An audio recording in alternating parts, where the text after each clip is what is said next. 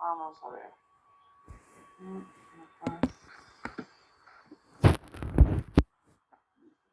Entonces, nosotros nos vamos a guiar mediante la pirámide de desarrollo, la cual ustedes pueden ver en pantalla. Esta pirámide de desarrollo fue hecha en el 2009, en la cual vamos a ir desde la parte de abajo hacia la parte de arriba, ¿no? En una forma ascendente, donde nosotros tenemos como una base el sistema nervioso central.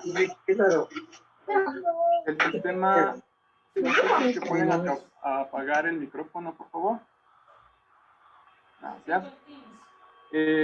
La base de la pirámide de desarrollo, como les iba diciendo, está en el sistema nervioso central, en donde nosotros vamos a partir de sistemas sensoriales. ¿Cuáles son los sistemas sensoriales? Aparte de los 5 que nosotros conocemos, como es la vista, el oído, el olfato, el gusto y el tacto, también tenemos la sensación vestibular, propiocepción e interocepción.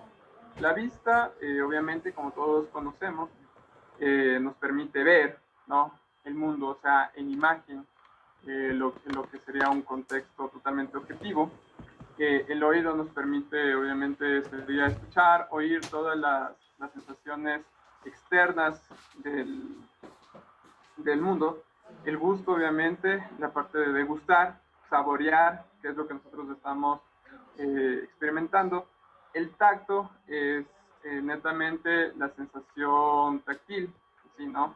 Durante, por ejemplo, la parte de tensión, la parte térmica, ¿sí? Nosotros podemos tener esta información a través del tacto, el dolor, como tenemos. Entonces, eso. Ahora, el sistema vestibular y el sistema propioceptivo van bastante de la mano, los dos, para poder realizar una buena captación del mundo y respuesta ante el mismo, ¿no? El vestibular, obviamente, es el sentido del equilibrio, del punto de central de gravedad que nosotros tenemos para poder realizar algún movimiento, ¿no? Y propiocepción, obviamente, es como nosotros sentimos nuestro propio cuerpo. ¿A través de qué? ¿Cuáles son los órganos receptores de la propiocepción? Netamente, es músculos, tendones y articulaciones. Las tres sensaciones que tenemos acá, es un compendio bastante complejo para que las demás se puedan desarrollar. Eso quiere decir que si es que nosotros no tenemos un buen sistema propioceptivo, un buen sistema vestibular, un buen sistema táctil, no se van a poder desarrollar las que van en siguiente hacia la parte de arriba, ¿no? Este tipo de información se va desarrollando más o menos desde la 9ª semana de embrión. Esto quiere decir que antes de que nosotros ya nacemos, ya tenemos instaurado el desarrollo de estas de una manera bastante básica, ¿sí? ¿Cómo la tenemos? Por ejemplo, el movimiento que tiene la madre le da una información vestibular y propioceptiva al feto. Por eso es muy importante la estimulación prenatal que se ve en las mamitas, ¿no? Otro sistema sensitivo, otro sistema sensorial que tenemos es la interocepción. ¿Esto qué quiere decir? conocemos nuestro cuerpo al igual que la propiocepción, pero de manera visceral. ¿Qué quiere decir? Que esto nosotros, por ejemplo, podemos captar un dolor que sentimos en nuestro cuerpo. Nosotros sabemos si es que es el estómago, si es que es la cabeza, si es que nos duele, qué sé yo, es algún tipo de cólico o es algún tipo de ardor, por así decirlo, ¿no? En nuestro cuerpo, en la parte visceral. Seguimos al siguiente nivel, en el cual el desarrollo es de 1 a 3 años, que es un desarrollo sensorio-motor, como lo explica bastante en lo que es Piaget, ¿no? En donde nosotros encontramos ya un poquito más desglosado algunas habilidades, por así decirlo, o la base de estas habilidades, como por ejemplo puede ser el tono y relajación, el esquema corporal, conciencia lateral, conciencia de respiración, capacidad de integración sensorial, que es muy importante, después lo iremos a decir un poquito más, la planificación motriz, que son las praxias, puede ser la praxia de construcción, la praxia de vestido, la idiomotora, la ideatoria, ya se van a comenzar a desarrollar, ¿no? La madurez de reflejos, como nosotros sabemos, los reflejos son reacciones automáticas de nuestro cuerpo ante una sensación. Y esto, conforme va el niño creciendo, van desapareciendo, al menos en el primer año de vida, ¿no? Entonces, todas estos conceptos no se pueden desarrollar si no está bien constituido el sistema nervioso central. Eso quiere decir, si es que no está constituido muy bien en los sistemas sensoriales. Para que tú puedas tener una conciencia lateral, debes de tener un buen esquema corporal. Para tener un buen esquema corporal, debes tener una buena propiocepción. Nunca podemos decir que los sistemas sensoriales no deben de ser tomados en cuenta para alguna actividad adaptativa o una conducta adaptativa del niño o de la persona dentro de la sociedad, ¿no?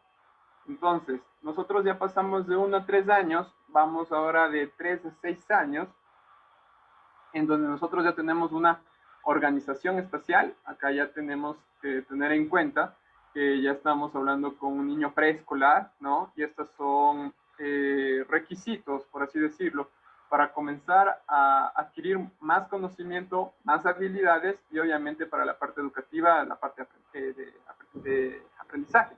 Tenemos la estructuración espacio-temporal, eso se lo consigue bastante con la parte visual, la parte auditiva, la parte vestibular. Las destrezas del lenguaje igualmente tiene que ver mucho la propiocepción, las habilidades del juego simbólico. Eso es muy importante porque ya el juego simbólico no solo es un juego en donde el niño es para distraerse, sino que el juego de él ya tiene una simbología, a más de su entendimiento, hacerle entender a la otra persona de qué se está tratando de jugar, qué es lo que él está haciendo, ¿no? El control de la atención, que ya vamos a ver eso en funciones superiores, la imagen corporal, que viene, como quien dice, de la mano del esquema corporal. Si muy bien el esquema corporal sabemos en dónde está cada parte de nuestro cuerpo, reconocemos de su cuerpo, ahora la imagen corporal es cómo yo le voy viendo, ¿no? Cómo voy viendo a mi cuerpo. Eso. La coordinación visomotriz, muy importante, siguiendo desde el sistema sensorial, propioceptivo y visual. Percepción del propio cuerpo, va de la mano de imagen corporal. Y ajuste y control postural. Ajuste y control postural viene de la mano del sensorio vestibular. Gracias a nuestro sensorio vestibular y propioceptivo, nosotros podemos hacer un ajuste de nuestro cuerpo a nivel del control, ¿no?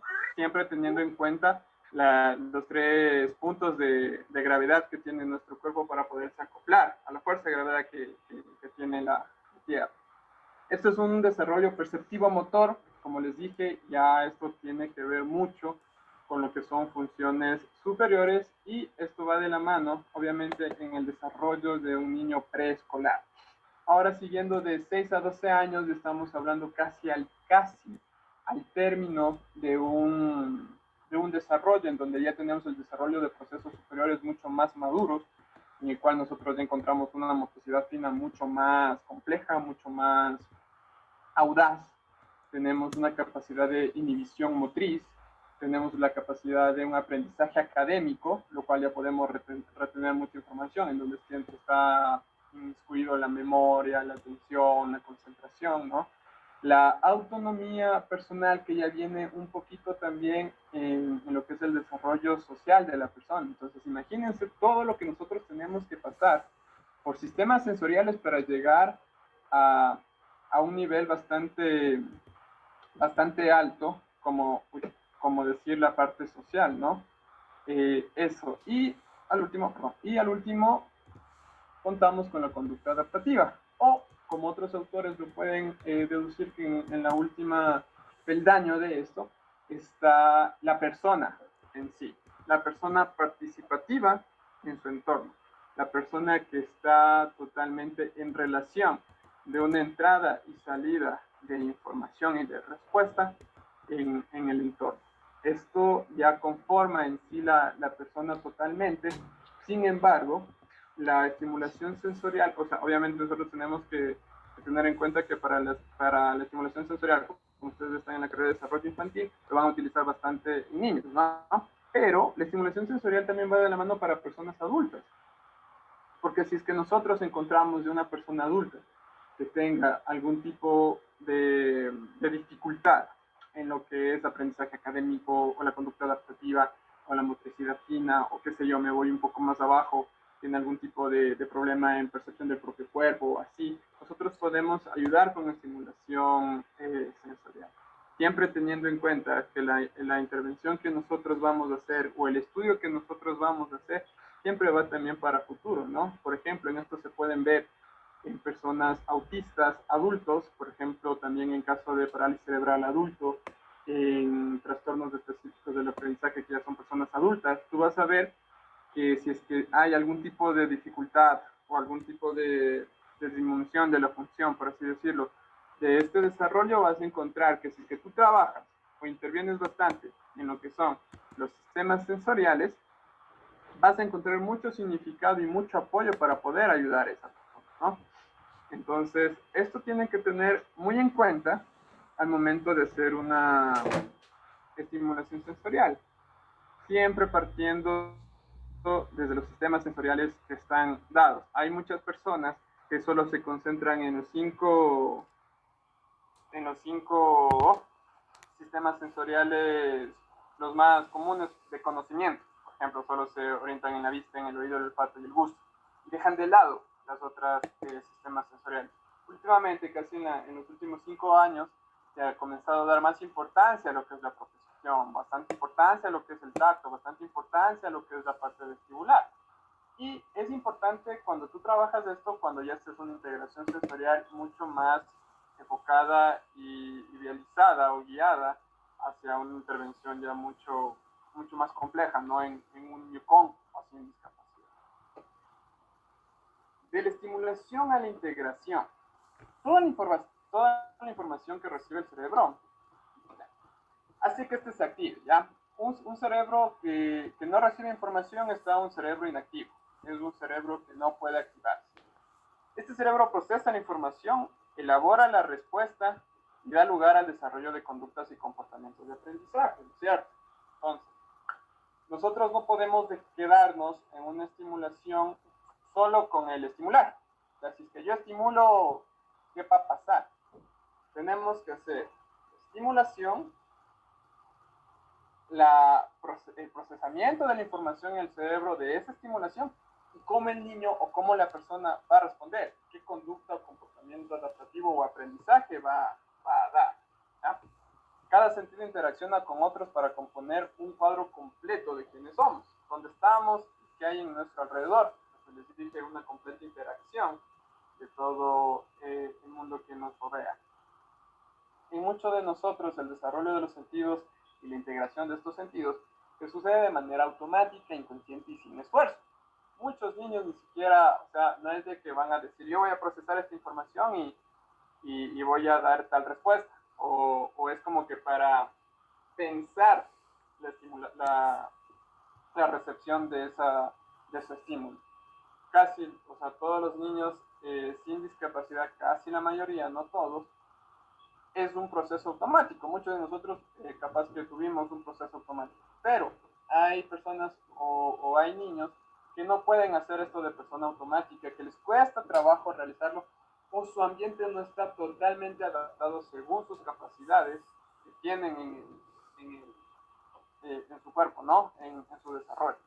Entonces, nosotros tenemos que tomar en cuenta que el desarrollo del niño interviene bastante en lo que sería la interacción del mundo que lo rodea. ¿Qué tal?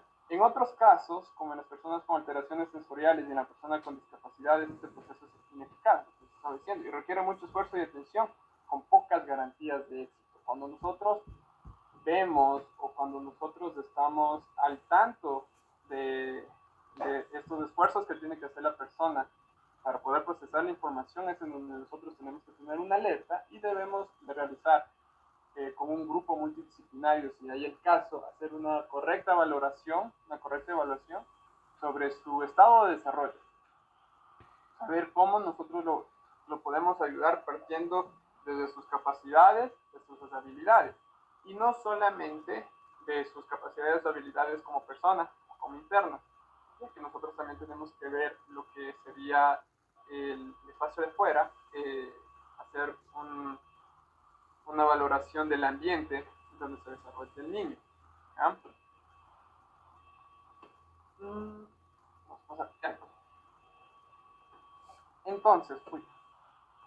Entonces, es aquí cuando la estimulación sensorial adquiere un gran protagonismo y se da una manera de intervención más idónea, adecuada para favorecer y potenciar, que son los dos objetivos principales, como les estaba mencionando, de la estimulación, favorecer y potenciar el desarrollo de las personas, y especialmente importante y decisivo en personas con discapacidad, ¿no? Imagínate que una persona regular o neurotípica está totalmente, se podría decir que tiene algún tipo de dificultad o algún tipo de desfase, por así decirlo, en poder discriminar algunos sabores, olores con la parte visual. Ahora imagínate eso con una persona con discapacidad que se le dificulta muchísimo más, aparte de sus capacidades también en el entorno, ¿no? Entonces es bastante importante de que si nosotros vamos a manejar estimulación sensorial, es muy importante tener en cuenta también el ambiente, cómo nosotros vamos a poder interactuar en esto, ¿no? El objetivo de esta intervención sensorial es poder ayudar a la persona a alcanzar un desarrollo armonioso a partir de una integración de todos los aspectos, sensaciones e informaciones que provienen de su propio cuerpo.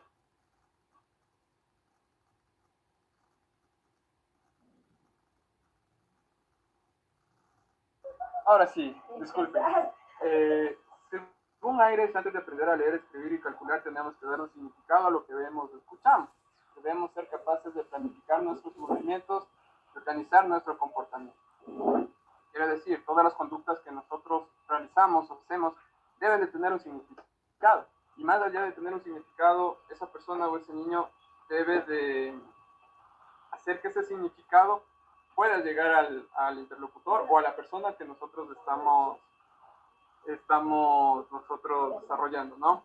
La interacción sensorial es la capacidad de un niño de sentir y comprender y de organizar las informaciones sensoriales provenientes de su cuerpo y de su entorno. Entonces, si nosotros hacemos una estimulación sensorial, tenemos que esa estimulación llegar a que haya una integración para después obtener una respuesta. Puede ser una respuesta adaptativa adecuada o puede no ser adecuada, eso según como tú lo vayas trabajando con el niño o con la persona. Ahora, nos pasa.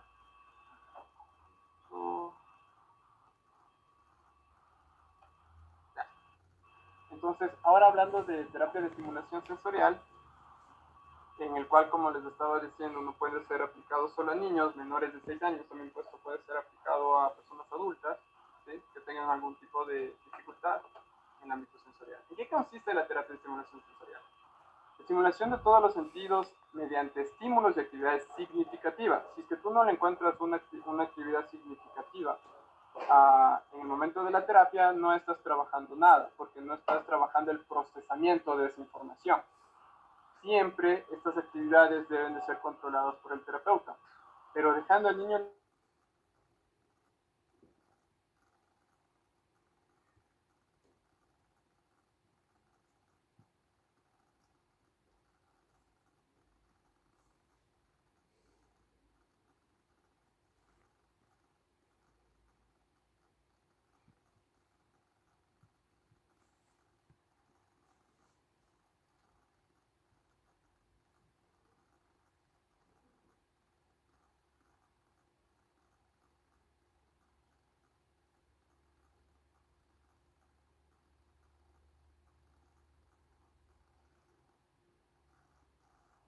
No sé qué pasó, creo que Sebas se fue. ¿Aló? Ah, ya, sí, Sebas. Lo que pasa es que ya no estás compartiendo. Ahorita se fue el internet, lo siento. Ah, ya, ok, no hay Yo problema. le comparto la pantalla.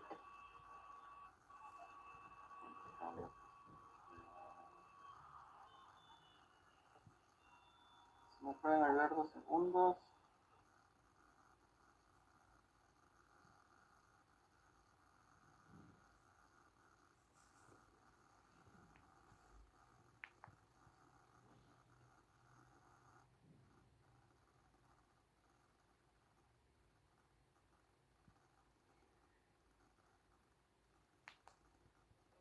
Listo. A ver, entonces nos quedamos en estimulación sensorial, ¿no? Ya. El objetivo, siempre partiendo desde la edad de desarrollo real del niño, ¿no? Nosotros no podemos partir de una edad de desarrollo que no tenga el niño, en donde los objetivos van a ser mejorar la calidad de vida, trabajar todos los sentidos para mejorar e incrementar la percepción del niño, propiciar las relaciones sociales, mejorar la comunicación, potenciar la exploración del medio y mejorar su autoestima, entre otros. En este objetivo nosotros tenemos embolonado, por así decirlo, todos los hitos de desarrollo conforme al lenguaje, a comunicación, destrezas motrices, habilidades sociales, independencia en actividades adaptativas, en lo cual es bastante importante, ¿no? Y se debe acudir cuando el niño presente problemas sensoriales o con medio de estimulación temprana y prevención. No todos los niños quiere decir que tengan problemas sensoriales. En eso también tenemos que tener muy de acuerdo en que cómo nosotros evidenciamos si que tiene problemas o no sensoriales, partiendo de una evaluación. No todos los niños van a necesitar estimulación temprana. Todos los niños pueden tener sus hitos de desarrollo establecidos según una norma o un estándar con el cual tú le evalúes. Eso ya depende de ti, en donde tienes que concientizar, tienes que ver mucho la parte social, que se adapte ese tipo de escala, ese tipo de valoración a la realidad que tiene el niño o la persona, porque no muchas de las escalas fueron hechas en Ecuador. Entonces, por ejemplo, no puedes adaptar una escala que fue hecha un invento en la India o en otra parte, que la parte social es muy diferente a la parte de acá de Ecuador. Por ejemplo, en muchas tablas de valoración, al menos cognitivas, últimamente te pueden decir si es que el niño maneja o no maneja tecnología. Tú no puedes manejar ese tipo de valoraciones, digamos, en una intervención rural, en donde el niño ni siquiera tiene acceso a internet, ¿ya? Entonces, toca tener muy en claro esos pequeños puntos. Ahora, como tratamiento puede usarse en niños que tengan algún tipo de trastorno en desarrollo o cuya patología les produzca un déficit sensorial. En esto ya estamos entrando a patologías infantiles o trastornos infantiles. Por ejemplo, el 20% de niños con discapacidad intelectual entra en un proceso de estimulación sensorial. 15% entra en lo que son los niños autistas, ¿no? Inician desde aquí, a veces desde aquí comienza el trabajo. 15% van Asperger, 5% síndrome de Rett. Síndrome de Rett es bastante parecido al autismo, sin embargo tiene sus diferencias, ¿no? En lo que son las estereotipias, la conexión social, la interacción con otros, la comunicación y la imaginación. Trastornos generalizados del desarrollo, en donde van casi todos los niños que tienen trastornos generalizados de desarrollo, van a una estimulación sensorial. Por obvias situaciones se ha demostrado científicamente que muchos de los trastornos del desarrollo motrices, cognitivos, sociales, parten de algún déficit en el sistema sensorial. Y un 5% son IMC o IMO, que es insuficiencia motriz cerebral o insuficiencia motriz de origen cerebral, que en otras palabras, en otros términos, son personas que tienen parálisis cerebral. 5% de esta población va a una terapia de estimulación sensorial. Muchas de las veces comienzan desde ahí y van partiendo a las demás, ¿no? Por ejemplo, fisioterapia, terapia ocupacional, terapia de lenguaje, psicología, eh, psicorehabilitación y demás. Entonces, ya casi, si es que tienen alguna pregunta, bueno, lo van haciendo. ¿Y qué nosotros que tenemos que tener importante para la evaluación? Muy bien, tú sabes que tienes que hacer la evaluación, debes de tener tres tiempos importantes. O sea, en un niño regular, sería los 2 meses, 18 meses y preescolar. 2 meses se hace una evaluación masiva de todo el desarrollo motor, donde tú tienes que encontrar mucho. Aquí que hay reflejos, el bosque de la China, basándote en una escala de desaparición de los mismos o la automatización de estos, donde te permite orientar una pesquita del niño con problemas neurosensoriales que afectarán a su desarrollo, para intervenir lo más apropiado y oportunamente en ellos en conjunto con sus familias. Cuando hay un profesional especializado que puede evaluar sistemáticamente a un recién nacido que de 2 a 4 meses, tiene que realizar por así decirlo, un checklist de todas las actividades que hace y que no hace el niño, porque muchas de las veces solo se concentra en lo que no hace y lo que hace lo deja muy aparte. Y eso se toma como habilidades del niño para poder trabajar, ¿no? Vamos a los 18 meses, que es bastante importante, desde el año y medio. Aquí son escalas de desarrollo donde tienen que estar mucho más evolucionadas. En esta edad se comienza a observar un aumento en la prevalencia del déficit de desarrollo psicomotor. Muchas de las veces niños que se pasa del año y medio y que todavía no pueden caminar o que todavía no pueden realizar alguna actividad según su escala de desarrollo anterior a un año y 6 meses, puede dar un mal indicativo de que hay algún problema. Puede pasar algo sensorial, puede pasar algo neurológico, puede pasar algo a nivel orgánico, nivel orgánico, ¿no? Para eso nosotros debemos de trabajar con estrategias y metodologías distintas que nos hagan, que son buenas para el niño, ¿no? Y saber si es que tenemos que hacer una buena estimulación o tenemos que bajar la estimulación. Para eso también se tiene que tener en cuenta.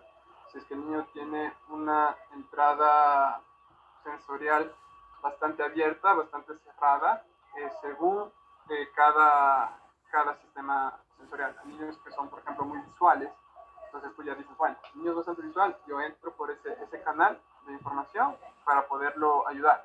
Veo que el niño es bastante propioceptivo, bastante vestibular, en estos casos cuando son bastante exploratorios, ¿no? Buscan sensaciones, entonces entras por ese tipo de canal para poderlo ayudar. A nivel preescolar, esto es un poquito más complejo, nos permite detectar trastornos e iniciar acciones de recuperación antes del ingreso a la educación formal, ¿no? Se debe priorizar a aquellos niños que no asisten a jardines infantiles usuales. Un grave error que se comete muchas de las veces en el sistema de educación ecuatoriano es de que cuando hay niños que tienen algún tipo de trastorno o algún tipo de dificultad, prefieren meterlos de una a un, si se ve, a un centro de desarrollo infantil o a jardines, en donde es como que lo bombardeas demasiado sin ni siquiera saber qué es lo que tiene. Primero debes de ver qué problema tiene el niño, trabajar en ese problema para después tal vez realizar una adaptación en la parte escolar, ¿no? O cómo podemos trabajar en la parte escolar. Muchos de los problemas de los preescolares es de que no se hizo una intervención temprana, por ejemplo, en los 2 meses, 3 meses o al año, qué sé yo. Y ya en la parte escolar es en donde se presentan muchos problemas, como los trastornos específicos del aprendizaje, como son las dislexias, son las dislalias, cuando presentan problemas especiales al momento de realizar una lectoescritura o el aprendizaje de la misma.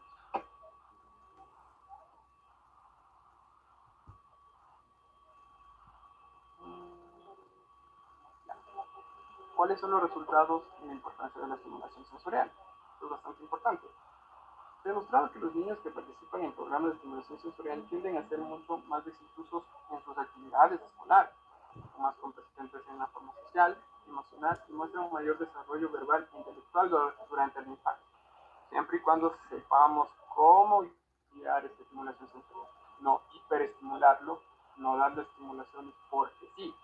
Si es que un niño necesita estimulación sensorial, recuerden, se va a una valoración y desde ahí se parte para realizar un plan de intervención. Y si es que tú quieres hacer como parte de prevención, perfecto, igualmente puedes tú buscar el canal de entrada de la información para que ese cerebro, como les dije, entre más información sensorial de la parte externa, más activo está. Entonces tenemos que aprovechar bastante la capacidad de absorción de esa información, la plasticidad cerebral que tiene ese niño, que sea rico en aprendizaje, ¿no? Y lo puede demostrar después en la parte educativa. Una de las cualidades más importantes de este tipo de intervención tiene que ver con el efecto duradero en el tiempo y la posibilidad de potenciar actividades a largo plazo en niños. Mientras una intervención sea lo más pronto posible, los efectos serán mucho más notables a largo plazo, no tendrás muchos problemas, por ejemplo, en la parte escolar, ¿sí? Y estos son duraderos porque tú implementas una información o añades a la información que ya tenía ese cerebro, añades un poco más para que pueda funcionar de una mejor manera en la parte del aprendizaje o de desarrollo de funciones superiores. ¿Cuáles son los beneficios? Los beneficios, como les dije, es a nivel escolar, comportamiento social y emocional y mejores oportunidades para la salud. En la parte escolar están mejor preparados para la transición de lo que es la casa de jardín infantil a una escuela. Hay muchas de las veces, yo recuerdo cuando era niño, había muchos niños que lloraban cuando se les iba a dejar a la escuela, ¿no? Cuando pasaba de jardín a escuela, lloraban, gritaban, pataleaban. No existe ese tipo de desapego, tanto emocional y puede ser también en la parte sensorial, como proceso de maduración. ¿Tú puedes ayudar en eso? Demuestran más habilidad cognitiva y desarrollo lingüístico, siempre y cuando se hayan guiado con otro profesional, si es que tú te lo permites. Se mantienen logros de funcionamiento intelectual hasta 3 o 4 años después de finalizado el programa. Esto nos ayuda bastante en la plasticidad cerebral. La competencia social y emocional demuestra mayor motivación para aprender. Tienes niños mucho más activos, tienes niños mucho más adaptados, tienen mayor el proceso de adaptación a un nuevo ambiente es mucho más rápido. No pueden pasar por un proceso de frustración tan impactante, ¿no? Demuestran mayor competencia social durante el periodo preescolar, en el jardín de infante y luego en la enseñanza básica y educación media.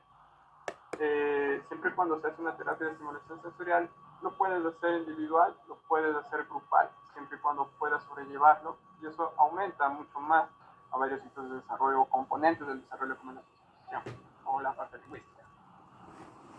Muestra mayor socialidad con padres, compañeros, que lo clasifican más amigables, más sociables, ¿no? Mejores oportunidades de la salud, tienen mayor adhesión a programas de atención de salud y mejor salud física, presentan un mejor estado nutricional y mejores hábitos de alimentación. ¿Por qué se añade esto? Porque tú cuando haces una intervención con un niño, obviamente no te vas a preocupar únicamente por su desarrollo motriz. Tú le puedes dar pautas. Por ejemplo, si te ves a un niño que puede entrar en un proceso de desnutrición, mira, lo puedes ayudar con esto. Puedes referir a otro profesional, a un nutricionista o a un médico a hacer un campo multidisciplinario y puedes ayudar muchísimo mejor a ese niño, ¿no? Y recientes investigaciones han demostrado que el periodo más rápido de crecimiento cerebral ocurre en los primeros años de vida. ¿Sí? Que las experiencias de la infancia temprana tienen efectos duraderos en la futura capacidad de aprendizaje del individuo. Si es que tú actúas entre lo más pronto posible, entre lo más temprano posible, puedes tener efectos mucho más duraderos, puedes tener efectos mucho más, muy positivos, ¿no?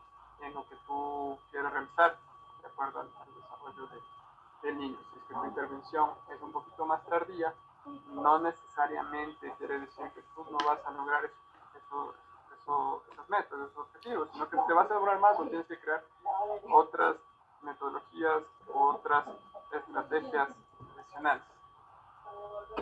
Eso, hasta el momento, hasta ahorita, espero que tengan dudas. Si no tienen dudas, no, pueden realizar cualquier pregunta. Estos son los contactos que están en la pantalla. Ustedes pueden escribir o pueden realizar algún tipo de publicación o algo, por ejemplo en Facebook. Siempre se sube información sobre estimulación sensorial, integración sensorial, lo que es terapia física, ocupacional, de lenguaje. Pueden tenerlo como un centro de acopio de información. Igualmente, si necesitan algún tipo de pregunta, alguna duda o algo conforme a la parte sensorial, los datos están en la pantalla. Pueden preguntarme sin ningún problema ni recelo. Y más que todo es para crear grupos de apoyo para personas. Por ejemplo, de aquí a futuro, si tú tengas un paciente y no sabes qué hacer, no sabes cómo guiarlo, se pueden crear estos grupos de apoyo, ¿no? Para tener una mejor interacción a nivel general. Entonces, esto hasta aquí de estimulación sensorial es algo bastante básico, algo bastante breve, explicativo por lo pronto. Y pues bueno, no sé si es que tienen algún tipo de pregunta, algún tipo de interrogante No sé cómo se maneja en esta cuestión de las preguntas, si lo hacen en el chat o levantan la mano. Sí, muchas gracias, Sebas. Las personas, no sé si es que existe alguna pregunta. Señoritos estudiantes, pueden alzar la mano.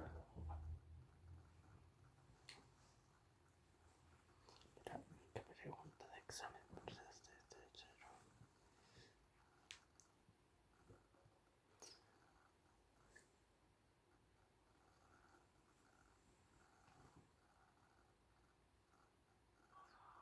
A ver, me sale Patricia Isa que había levantado la mano. ¿Cuál es su pregunta? Igual Luis Comache.